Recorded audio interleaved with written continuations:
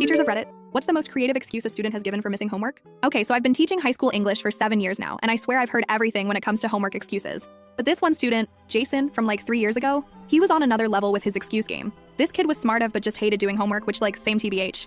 But instead of just not doing it, he'd come up with these elaborate stories that were so specific and weird that you almost had to believe them.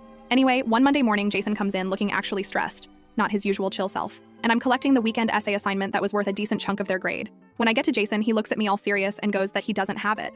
I'm like, okay, Jason, what is it this time? Expecting something quick. But no, this man launches into the most detailed story I've ever heard. Apparently, his grandma has this African gray parrot named Anthony that she's had for like 20 years. The parrot can talk and mimic sounds and stuff. Jason says he finished his essay Sunday afternoon and printed it out at his grandma's house where he was staying for the weekend. He left the essay on the kitchen table while he went to help his grandma bring in groceries. When he came back, Anthony had somehow gotten out of his cage and was just shredding his essay.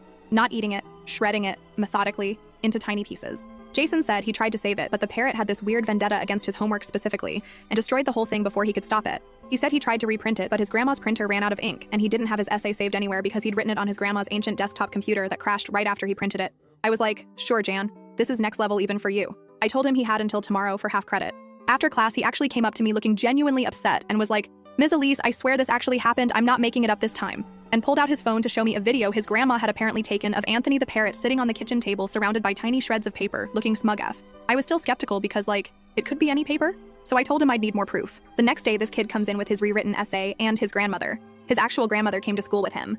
This tiny 70-something woman walks into my classroom before first period, with Jason and a photo album. She sits down and starts showing me pictures of Anthony the parrot through the years and telling me stories about how he's always had this thing about paper. She was so sweet and earnest about the whole thing, telling me how bad she felt about Jason's homework and how he'd stayed up late rewriting it. She even brought a little baggie with some of the shredded paper that had visible fragments of Jason's essay header on it. I was completely floored. Like, either this was the most elaborate homework excuse Con ever pulled, involving a grandmother accomplice and a paper shredding parrot, or it was actually true. I gave Jason full credit for the rewritten essay. What else could I do?